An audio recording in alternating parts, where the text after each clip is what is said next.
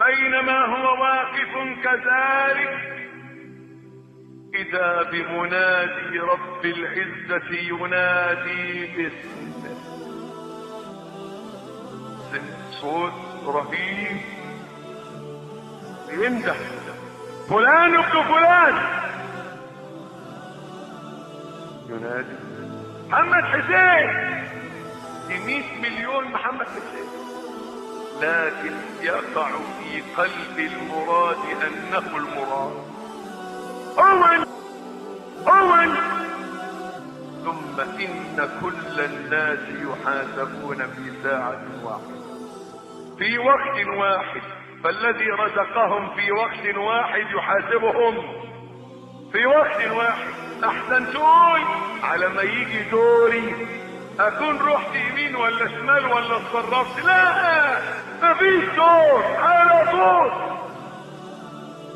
فبينما انت في كربك تنظر في كتابك والعرق، يا رب سلم سلم يا رب.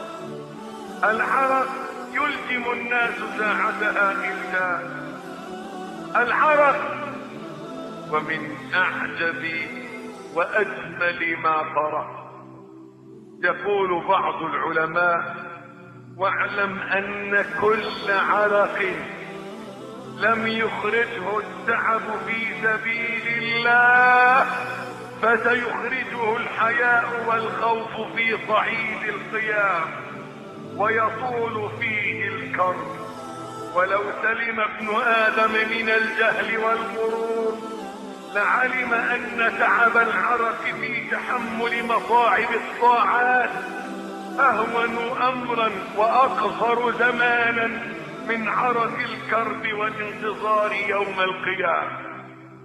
العرق الشمس تدنو من الرؤوس ويحرق الناس على قدر أعمالهم، فمنهم العرق إلى كعبيه، ومنهم من يبلغ العرق إلى ركبتيه، ومنهم من يبلغ العرق إلى حقويه، ومنهم من يبلغ العرق إلى ثدييه، ومنهم من يبلغ العرق إلى شفته، يلجمه العرق بالجاب، هيغرق في عرق.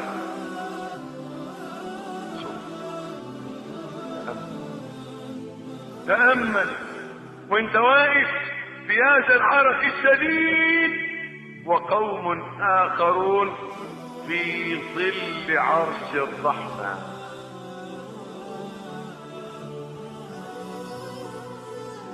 الفوارق يوم القيامة رهيبة يا شباب، فوارق رهيبة جدا عجيبة والله. واحد يتقطع حلقه من العطش، والثاني بيشرب من ايد النبي صلى الله عليه وسلم ماء ابيض من اللبن واحلى من العسل وابرد من الثلج واطيب من ريح المسك في كيزان كنجوم السماء ومن يد سيد البشر محمد، ومستريح في ظل عرش الملك.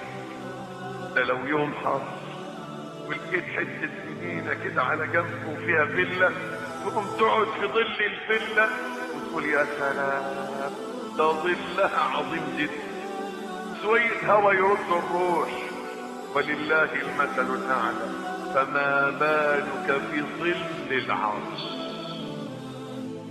ظل ايه؟ ظل العرش. يبقى ظل ايه ده؟ يقعد في ظل العرش ويشرب من يد النبي ويأكل من يد الملك. الله، ده واحد يأكل ويشرب ويستظل، والثاني الشمس.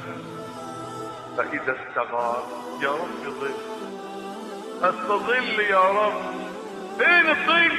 انطلق إلى ظل ذي 3 شعب لا ظليل ولا يغني من اللهب. عايزين ظل زي الناس اللي قاعده في الظل دي، اجروا شوفوا الظل ده، يروحوا يلاقوا ظل دخان جهنم. يلاقوا الشرار بتاع النار بيطلع منها، انها ترمي بشرر كالقصر. الشرار قد البيت العظيم ده، شرار الشرر.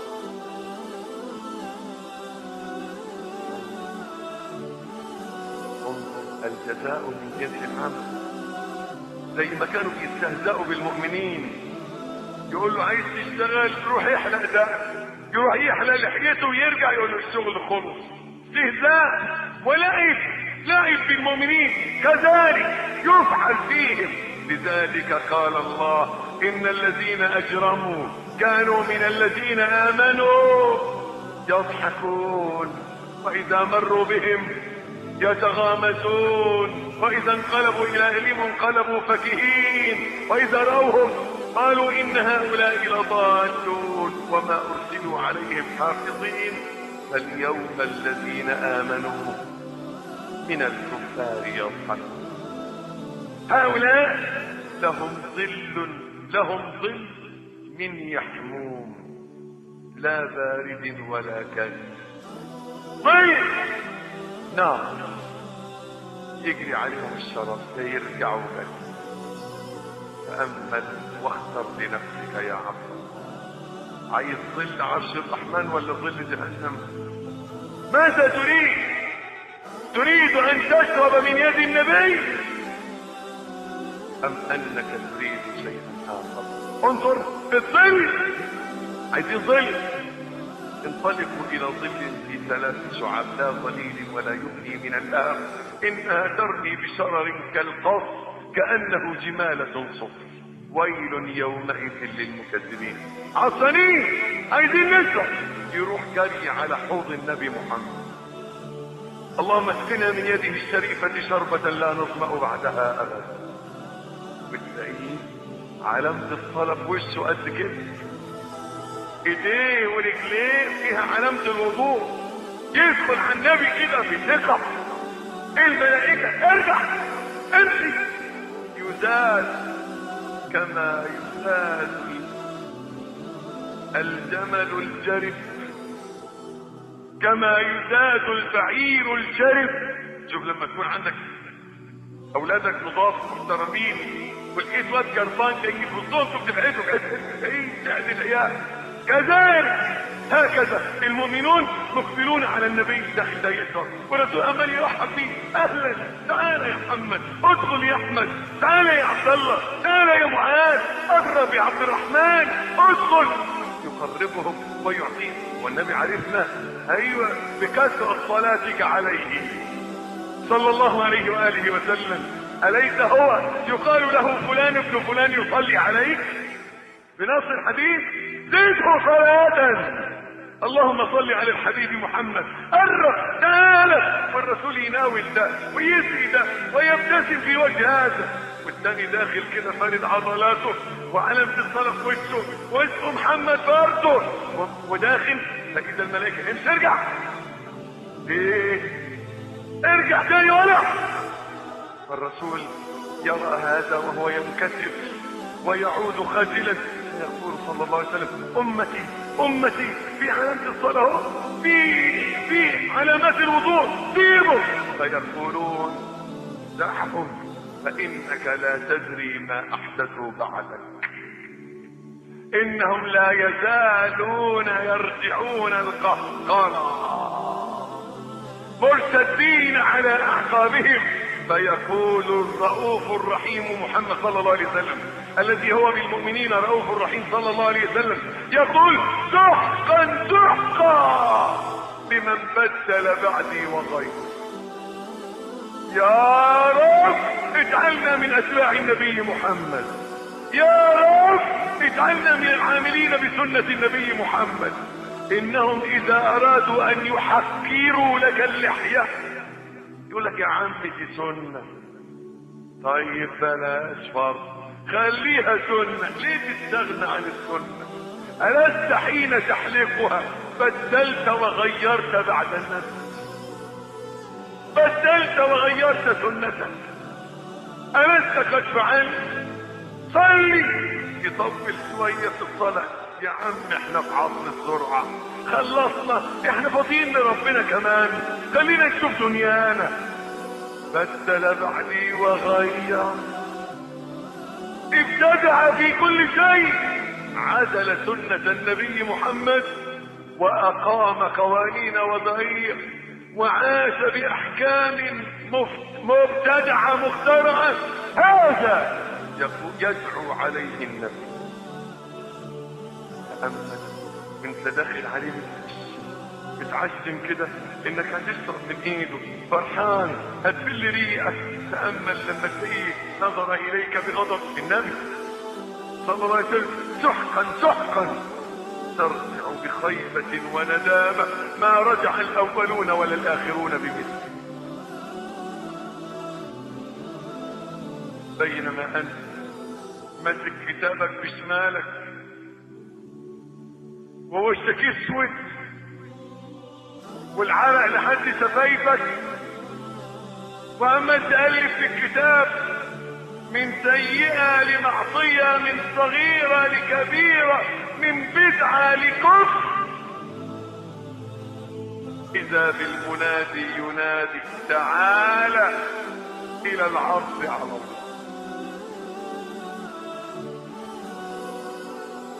وهي أصعب ما يكون. فما ظنك بنفسك إذا شاهدت ملكا؟ شوف الملائكة، الرسول يقول أذن لي أن أحدث عن ملك من حملة العرش ما بين شحمة أذنه إلى عاتقه مسيرة 100 سنة.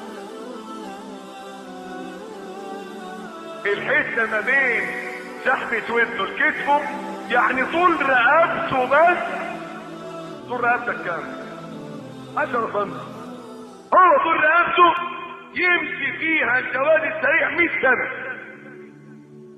ده بيبقى طول دراعه قد ايه؟ طول صوابعه قد ايه؟ عرض كفيه قد ايه؟ شوف لما يجي لك ملك بقى وانت العبد الضعيف ويحط ايده على كتفك، تعال عشان ربنا عايز يحبك اخذ فيأخذك الى مقام العرض. تجدهم هؤلاء الملائكة منكسرين لشدة اليوم، مستشعرين مما بدا من غضب الجبار. وعند نزول الملائكة لا يبقى نبي ولا صديق ولا صالح إلا ويخرون لأذقانهم خوفا من أن يكونوا هم المأخوذين. فما ظنك بالعصاة المجرمين؟ عند ذلك يصدق قول الله فلنسألن الذين أرسل إليهم ولنسألن المرسلين فلنقصن عليهم بعلم وما كنا غائبين. قال الله فوربك لنسألنهم أجمعين عما كانوا يعملون. تأمل حين تسأل قول الله يوم يجمع الله الرسل فيقول ماذا أجبتم؟ قالوا لا علم لنا. سبحان الله، يا لشدة يوم تذهل فيه عقول الأنبياء، تنمحي علومهم من شدة الأجر. يقال للأنبياء ماذا أجبتم؟ يقولون لا علم لنا. أرسلتم إلى الخلائق ماذا عملتم؟ تندهش عقولهم فلا يدرون بماذا يجيبون، فيقولون من شدة الهيبة لله لا علم لنا إنك أنت علام الغيوب. هم في ذلك الوقت صادقون، إذ العقول قد صارت والعلوم قد انمحت إلى أن يقويهم الله عز وجل فيجيبون حتى يسأل الله عيسى. وانظر الى شدة السؤال على الانبياء. يسأل الله عيسى: أأنت قلت للناس اتخذوني وامي الهين من دون الله؟ يبقى متشحطا تحت هيبة هذا السؤال سنين. فيا لهول اليوم تزهد فيه عقول الانبياء. عقول الانبياء. فاذا اقبلت الملائكة عليه: فلان ابن فلان، قال صلى الله عليه وسلم، والحديث حسن كما قرأت الشيخ بكر أبو زيد حسنه حين قال: احسنوا اسماءكم واسماء ابنائكم فانكم تنادون يوم القيامة باسمائكم واسماء ابائكم. مش زي ما قالوا ان يوم القيامة ينادى الانسان باسم امه عشان تسر من الفضيحة. فضيحة ايه؟ هذا يوم الفضيحة الكبرى. كل انسان سينادى باسمه واسم ابيه. فلان ابن فلان. تقبل الملائكة تنادي.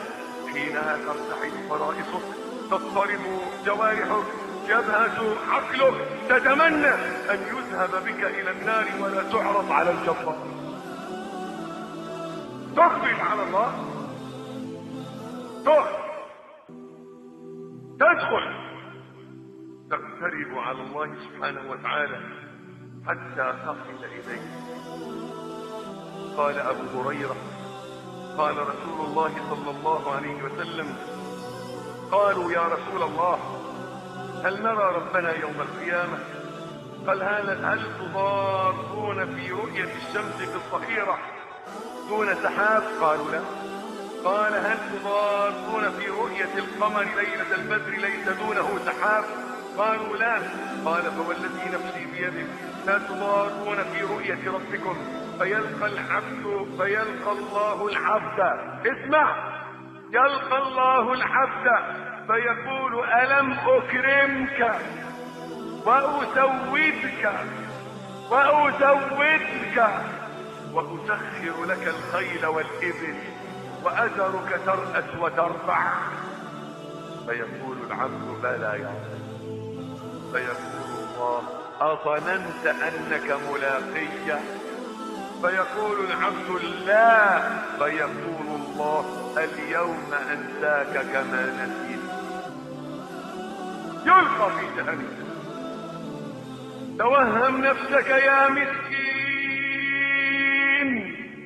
وقد أخذت الملائكة بذراعيك وكتفيك وأنت واقف بين يدي الله يسألك شفاء.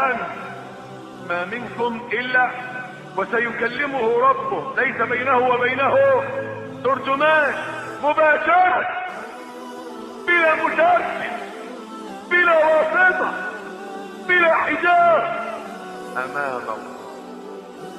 أنا عايزك تتخيل باليقين إنك واقف قدام ربنا، ولمن خاف مقام ربه جنة. تخيل إنك واقف قدام فيقول لك: ألم أنعم عليك بالشباب ففيما أفليت؟ ألم أمهل لك في العمر ففيما أفنيت؟ ألم أرزقك المال فمن أين اكتسبته وفيما أنفقته؟ ألم أكرمك بالأهل فماذا عملت؟ فكيف ترى حياتك وخجلك وهو يحث عليك؟ فكيف ترى حياءك وخجلك وهو يحث عليك إنعامه ومعاصيك، وهو يحث عليك آياته ومساويك. يقول لك: مش اديتك عينين؟ تقول له: ايوه. طب ليه كنت بتنظر فيهم الى الحرام وتهجر النصح؟ مش اديتك رجلين؟ ايوه يا رب. طب ليه كنت بتمشي بيهم للكازينوهات ولطلب الدنيا وما تجيش بيتي مش اديتك لسان ليه كنت بتكتب فيه عليا وما بتذكرنيش فيه ولا تقرأ القرآن؟ يا لهول العتاب أن يعز إنعامه في مقابل معاصيه وأياديه في مقابل مساويه.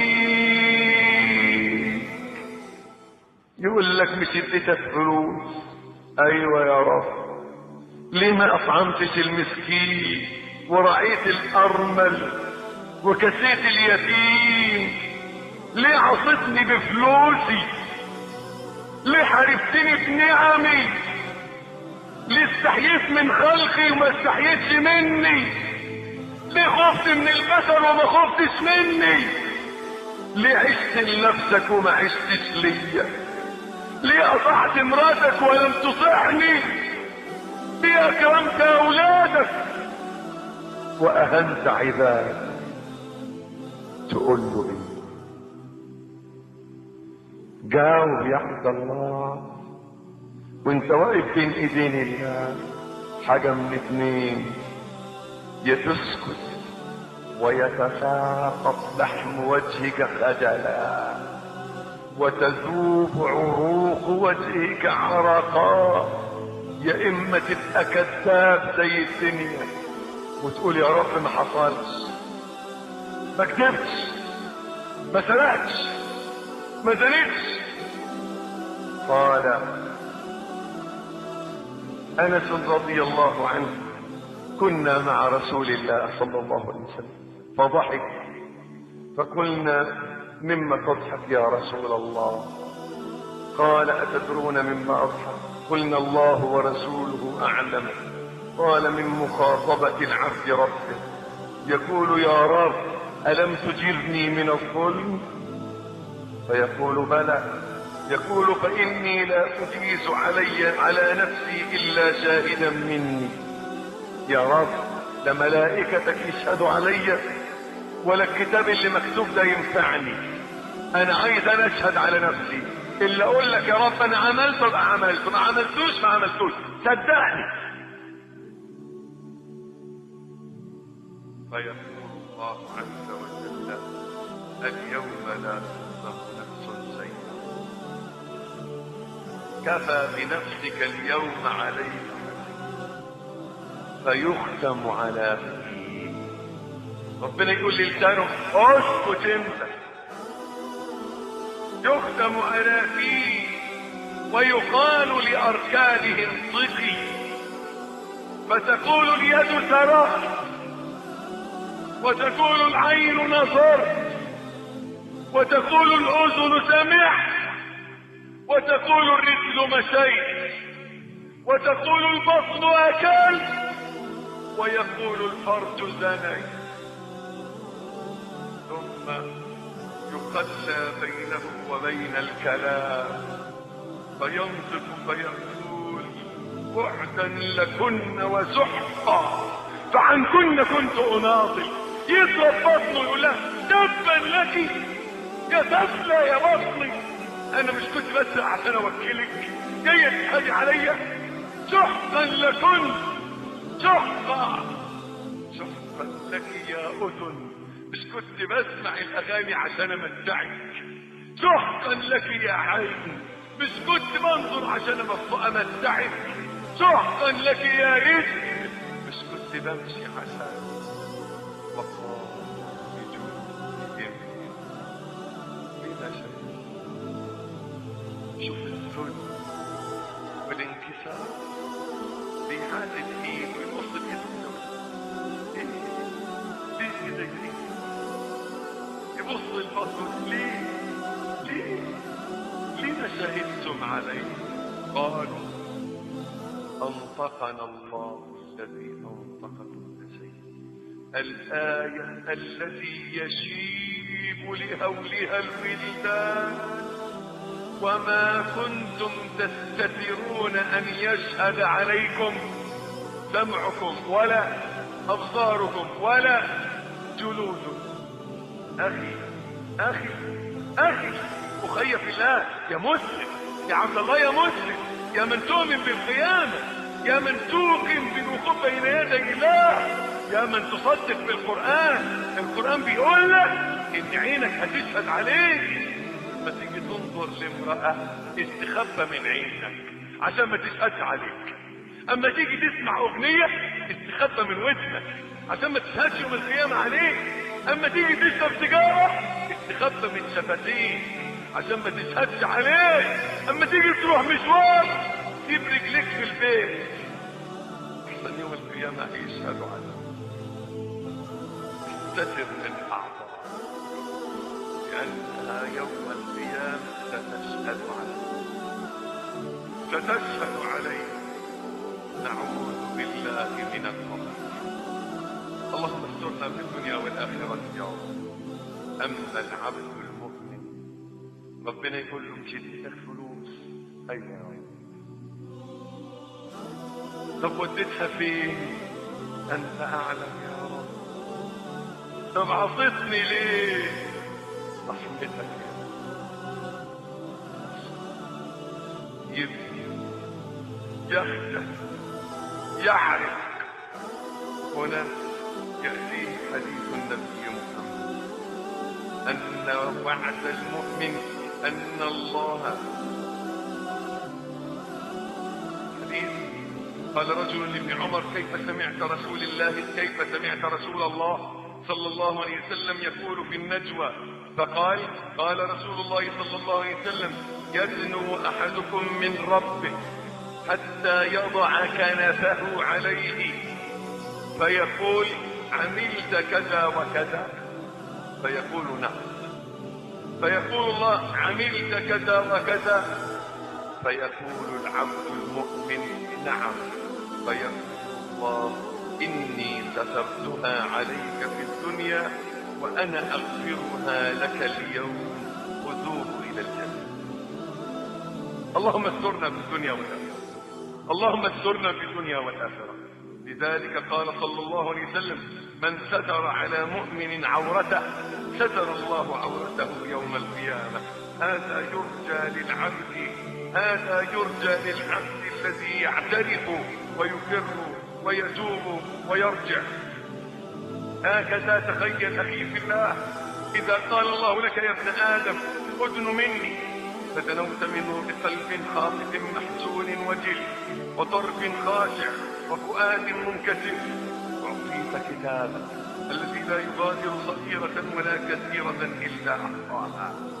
أخي في الله، كم من فاحشة نسيتها يومها تذكر، كم من طاعة غفلت عن آفاتها انكشفت لك مساويه، كم لك من خجل وجب، كم لك من حصر وعجز. فليس شيء بأي قدم تقف بين يديه، بأي لسان تجيب إلهك، بأي قلب تعقل ما تقول. تفكر إذا قال الله لك أما استحييت مني فبارزتني بالقبيح، استحييت من خلقي فأظهرت لهم الجميل، ولم تستحي مني فبارزتني بالقبيح. فإذا خرجت من بين يدي الله دخلت إلى الميزان. الميزان قال الله والوزن يومئذ الحق. الميزان كما هو معتقد أهل السنة له كفتان ولسان. دعك من كذب الكذابين وافتراء المفترين وجهل الجاهلين. لسه مقالة جاهلة في جريدة الأهرام أمس يفتري على الله الكذب بجهل.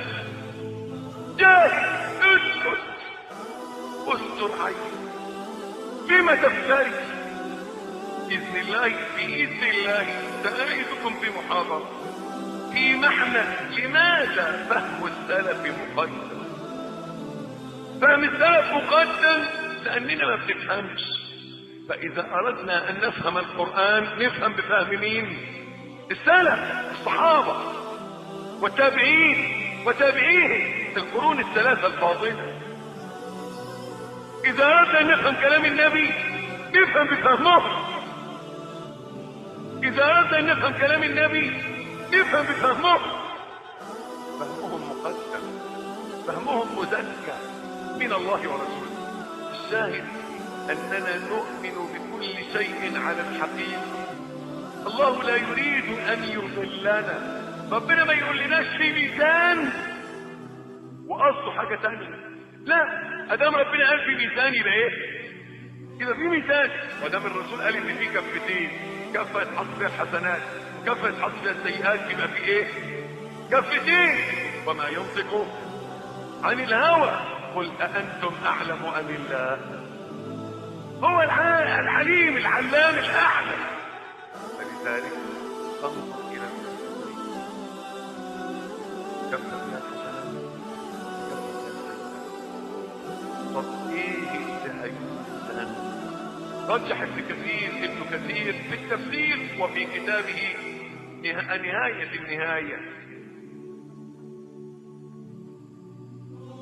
قال في كتابه أن الذي سيوزن الأعمال نفسها، كفة من الحسنات كفة من السيئات. طب ايه انتهى الإنسان؟ رجح ابن كثير في التفسير وفي كتابه نهاية النهاية، قال في كتابه أن الذي سيوزن الأعمال نفسها، الأعمال نفسها ستأتي الأعمال لها أجرام توزن. قال صلى الله عليه وسلم تأتي سورة البقرة وآل عمران كأنهما طيران من طير صواب تحاج عن صاحب، كأنهما كلقان من طير الصواب تحاج عن صاحبهما. آيات القرآن هذه سيوف تنزل تتحط في الوزن. ده كلام مين؟ ده كلام النبي ما تصلي عليه صلى الله عليه وسلم. فالأعمال نفسها ستوزن.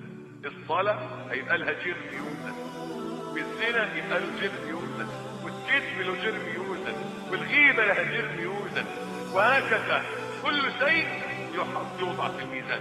والكتب اللي مكتوب فيها الحسنات بكافة الحسنات، واللي مكتوب فيها السيئات بكافة السيئات، والإنسان نفسه لا يوزن. يبقى الأعمال والكتب والإنسان يوزن. تخيل وانت واقف قدام الميزان وتحط الأول، تخيل معايا كده، تخيل صرف كأنك شايف كده ميزان كفتين، قامت حطت البطاقة اللي فيها حسنات، الكفة اللي على اليمين الكفة اللي على الشمال. طبعا الكفة أول ما تحط فيها الحسنات صفت، بتحط انت ايه؟ السيئات. قلبك يا رب يا رب يا رب يا رب خلي الحسنات صفة يا رب. وجئت ان كفة السيئات صفت. فأما من ثقلت موازينه فهو في عيشة راضية، وأما من خفت موازينه فأمه وما أدراك ما هي نار حامية. اللهم ثقل موازيننا، اللهم ثقل موازيننا. وقفت قدام الميزان وانت ساعتها يجي اخوك جنبيك، ابوك، امك، زوجتك، ابنك، بنتك، صاحبك، يقول لك ده ميزاني جنبيك، الميزان خف على الحسنه، اديني حسنه الله يكرمك، حسنه لله. له نفسي نفسي نفسي نفسي، اذهب الى غيري سل احدا غيري. طب انت مزنك قبض؟ يقول له لسه انا مدراك، الاهوال قدامنا كتير. ساعة ما خلص الميزان ولقيت حسناتك طب تقول الحمد لله، وخدت كتابك وماشي وجاء لقيت واحد طالع لك، تعال ايه انت مين؟ قال لك تعال انا صح، فاكر يوم كذا خدت مني 10 جنيه سلف وما ردتهاش، اديني 100 حسنه لو سمحت. 100 حسنه ليه؟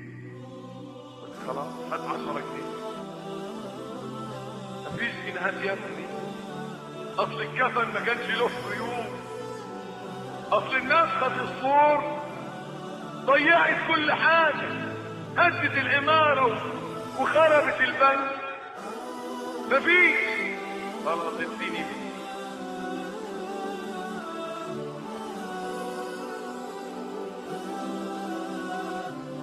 الله سترك وغفر تقصيرك في حقك. اما العباد فحقوق العباد لا يغفر الا دي. اذا مت قبل رد المظالم احاط بك الخصماء، هذا ياخذ بيدك وهذا يقبض على ناصيتك وهذا يتعلق بلببتك، هذا يقول ظلمتني وهذا يقول شتمتني وثالث يقول استهزأت بي ورابع يقول ذكرتني بالغيبة بما يسوءني، خامس يقول جاورتني فأسأت جواري وهذا يقول عاملتني فغششتني، والسابع يقول بايعتني فغلبتني، والعاشر يقول أخفيت عيب السلعة عني، وهذا يقول كذبت علي في سعر متاعي، وهذا يقول رأيتني محتاجا فما ساعدتني، والآخر يقول رأيتني جائعا فما أطعمتني، والثالث يقول وجدتني مظلوما وما نصرتني وما دفعت الظلم عني وداهنت الظالم وما راحيتني، فبينما أنت كذلك أنشأ فيك الخصماء أصفارا، وإذا به تفاجأ أبوك عصفتني، أمك كنت تفضل زوجتك علي، زوجتك ما أمرتني بالطاعة وما ساعدتني عليها، بنتك زوجتني لغير كفر وضيعتني، ابنك ما علمتني ديني وخربت ديني ودنياي، حتى صحبك بل شغلتني عن الله.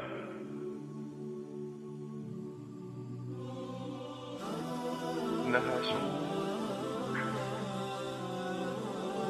ضيعوا، مددت عنق الرجاء الى سيدي يا رب، فيقول الله عز وجل فاليوم لا تظلم نفس شيئا ولا تجزون الا ما كنتم تعملون. كيف تفر من هؤلاء؟ ابنك بنتك ابوك امك جارك زميلك في العمل، يقول لك كنت بتمسك المصحف وشايفني عمال ادخل ما كلمتنيش كلمه، شايفني بهزر مع البنت اللي رايحه وجايه ما نصحتنيش مره، يا رب رآني على الضلال فلم يدعني.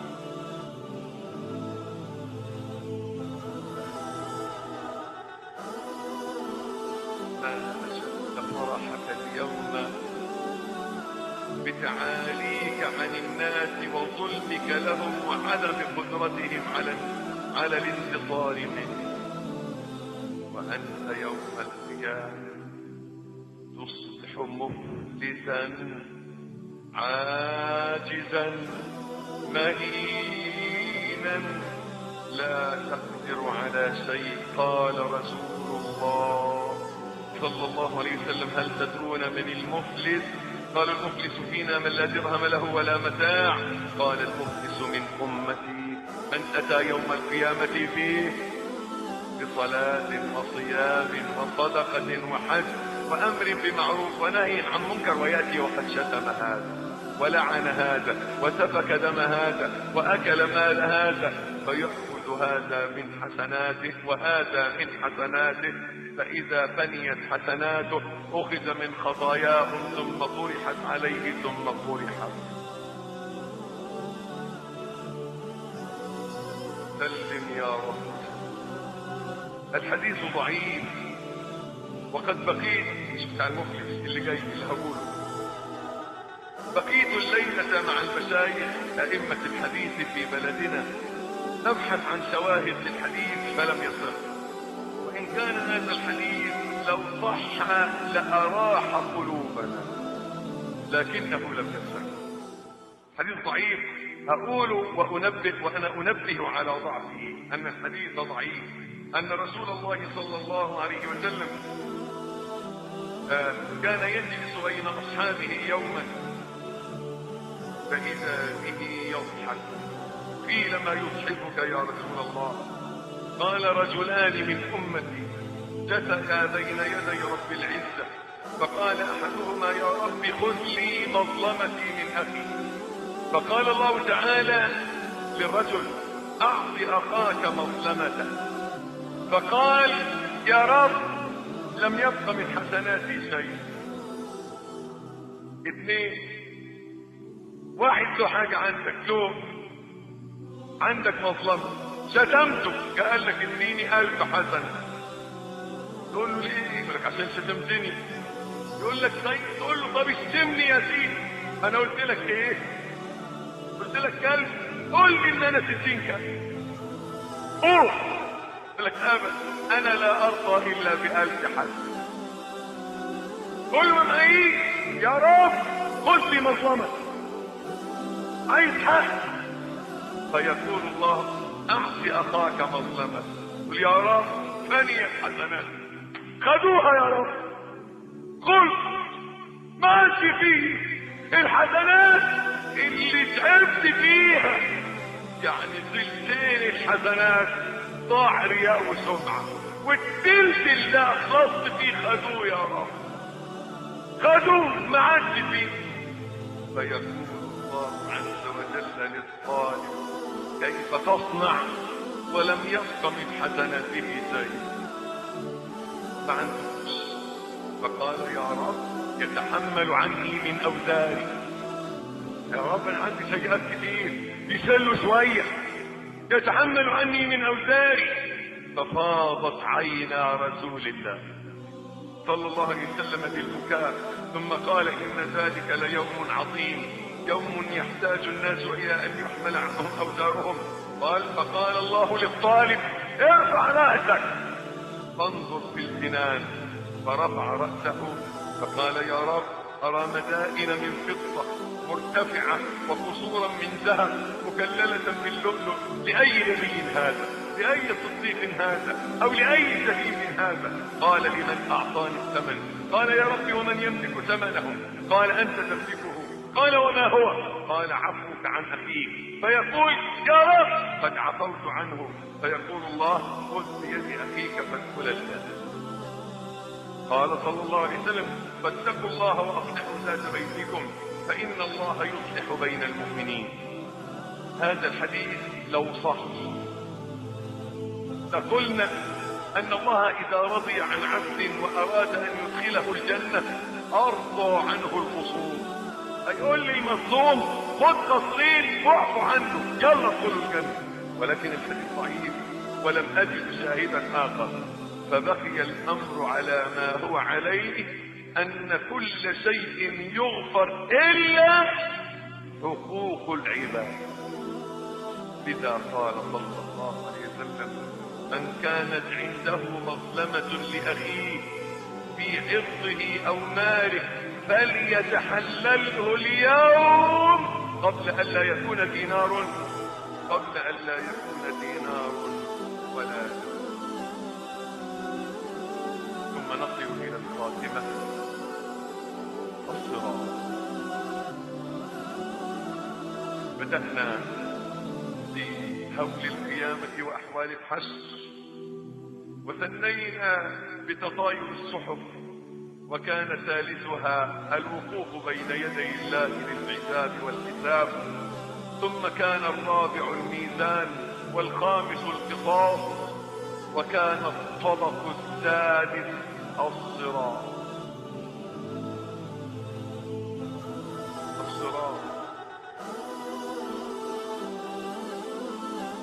قال تعالى: إلى صراط. الناس من بعد هذه الأحوال ساقون على الصراط، وهو جسر ممدود على جهنم.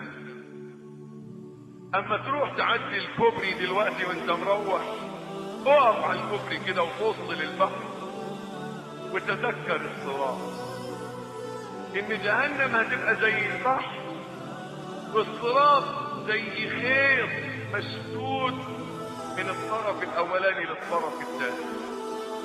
تخيل جهنم زي برميل والصراط طفل على شفير جهنم. هذا الصراط كصراط الدنيا، فمن استقام في هذه الدنيا على الصراط المستقيم خف على صراط الآخرة ونجا، ومن عدل عن الاستقامة في الدنيا وأثقل ظهره بالأوزار وعصى تعثر في أول قدم من الصراط وتردى. تفكر الآن، تفكر فيما يحل من الفزع الفؤادي إذا أنت رأيت الصراط ودقته، إذا رأيت الصراط ودقته، ثم وقع بصرك على سواد جهنم من تحت، ثم قرع سمعك شهيق النار وتغيظها، قرع سمعك شهيق النار وتغيظها، وقد كلفت أن تمشي على الصراط مع ضعف حالك واضطراب قلبك وتزلزل قدمك وثقل ظهرك بالأوزار. المصيبة الكبيرة يا شباب إنك يوم هتبقى شايل ذنوبك على ظهرك طول المدة دي.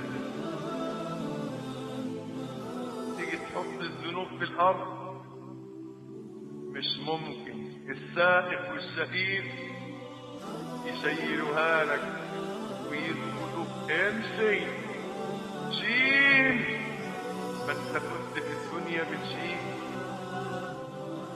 تمشي بها حتى تاتي عند الصراط. تخيلت معايا ان سلك رفيع زي السلك بتاع اللي بيخيطوا بيه في الجراحة مسدود على نهر النيل من شط لشط، وانت شايل على ظهرك نص طن ذنوب. نص طن بس؟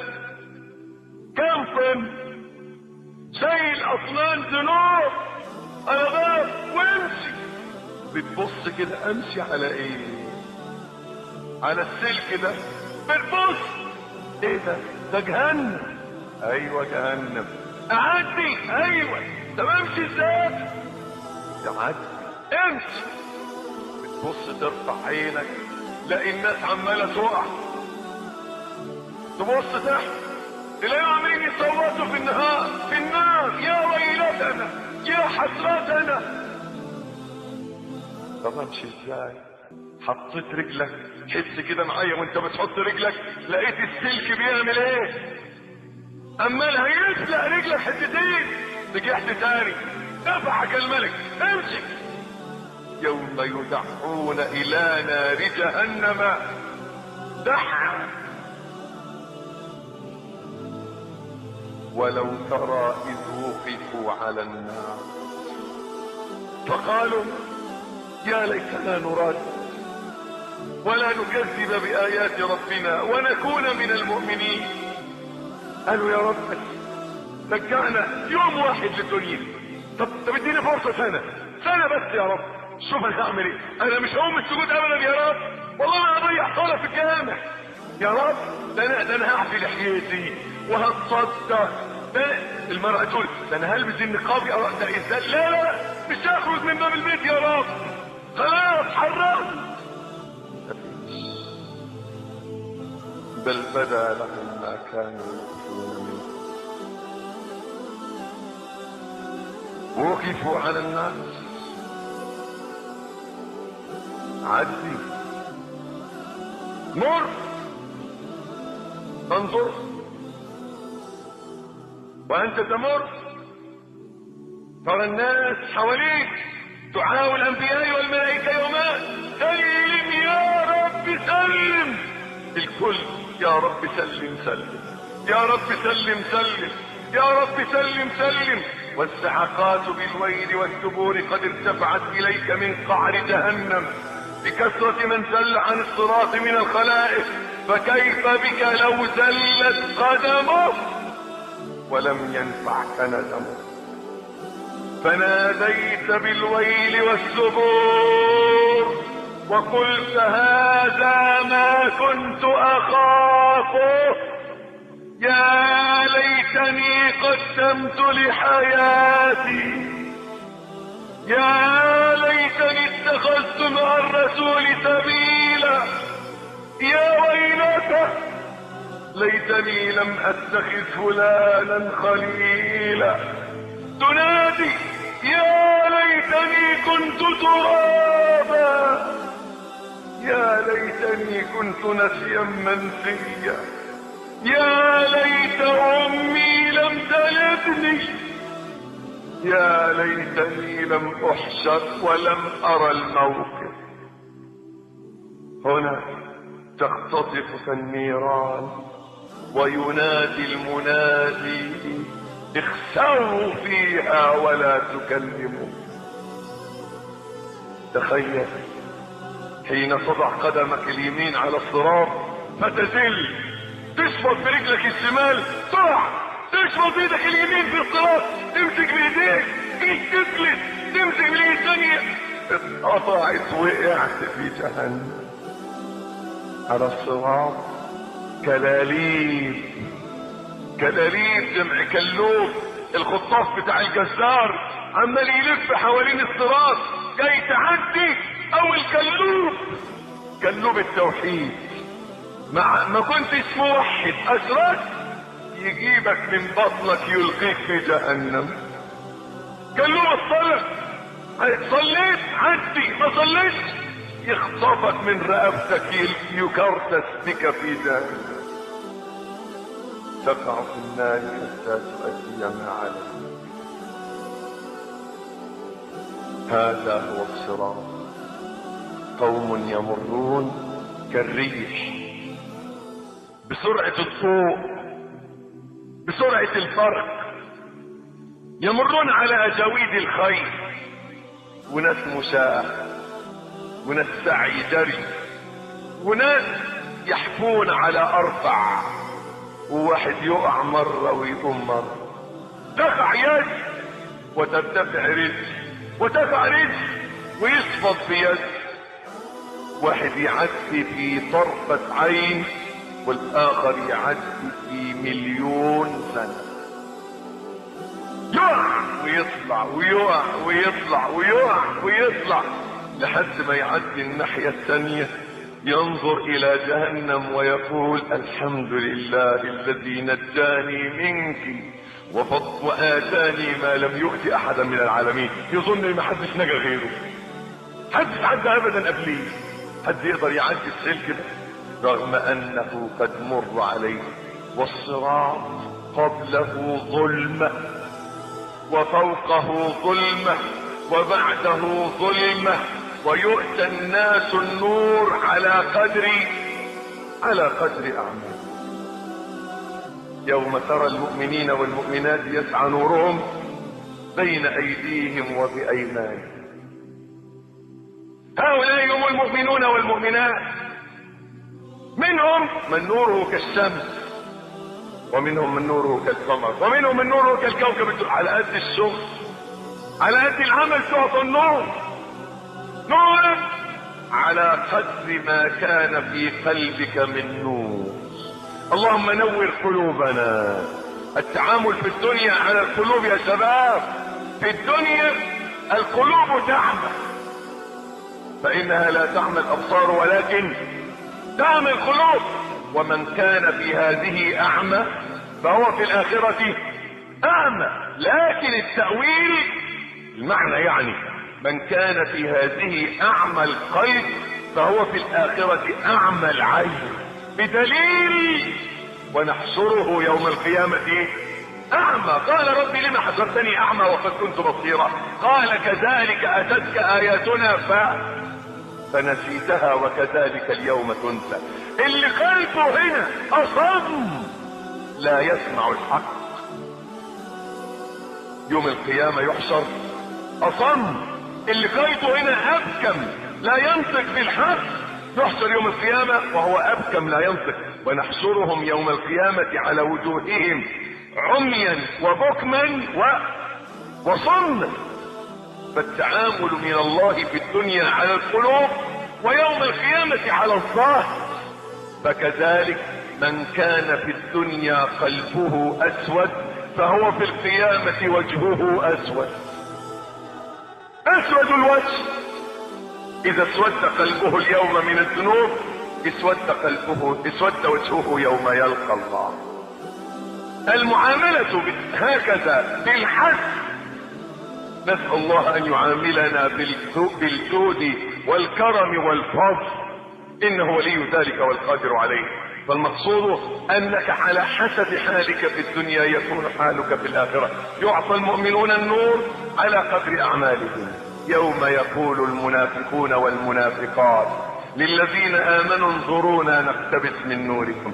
تلاقي المنافق ماشي وراه. تخيلها كده لما تكون مسافر على الصحراوي وما فيش نور خالص، وفي آخر الشهر العربي وعتمة كحل، وواحد عربي راكب عربية على قد الحال، ولا مرة ماشي عربية قدامه من العربيات اللي نورها يغطي الشارع، فهو النور بتاعه تعطل. يعمل ايه؟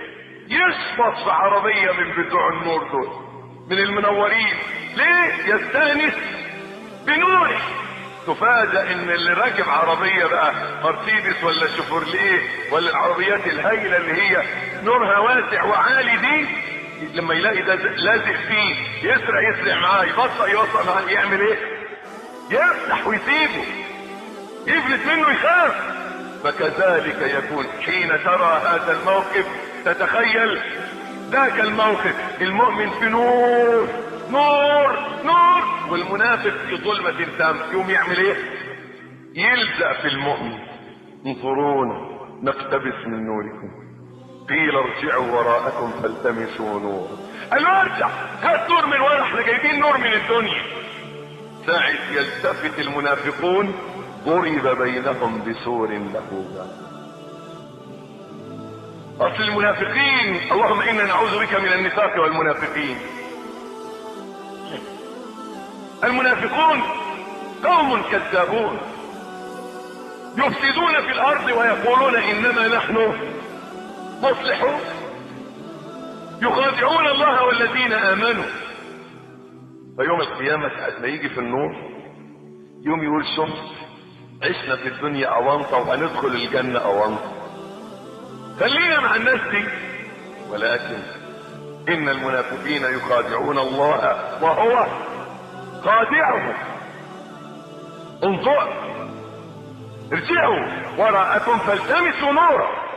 ساعة ما يلتفت يضرب بسور، ينادي يا عبد الله يا محمد يا عبد الرحمن، انا مش كنت معاكم؟ احنا مش كنا بنحضر معاكم في مسجد الرحمة وبنسمع الدرس؟ مش كنا بنصلي معاكم؟ مش كنا بنعتكف معاكم؟ انا بنكن معكم. قالوا بلى ايوه صحيح، ولكنكم فتنتم انفسكم وتربصتم وارتبتم وغرتكم الاماني حتى جاء امر الله وغركم بالله الغرور. فاليوم لا يؤخذ منكم فدية في شيء في الظلمة خلف الجسر. ربنا أتمم لنا نورنا واغفر لنا إنك على كل شيء قدير. هنا إذا عبر المؤمنون الجسر الصراط لم يبق امامهم شيء الا ان يدخلوا الجنة. كيفية دخول الجنة هذا ما سيأتي في اللقاء القادم ان شاء الله وقدر. نشوف كده عند باب الجنة ايه اللي هيحصل، ويا ترى الجنة من جوه شكلها ايه. نريد ان ندخل الجنة، هيا بنا ندخل الجنة. في اللقاء القادم ان شاء الله ندخل الجنة. نسأل الله ان يرزقنا واياكم الجنة وما يقرب اليها من قول وعمل، ونعوذ بك اللهم من النار وما يقرب اليها من قول وعمل. تبي على هذا والحمد لله رب العالمين.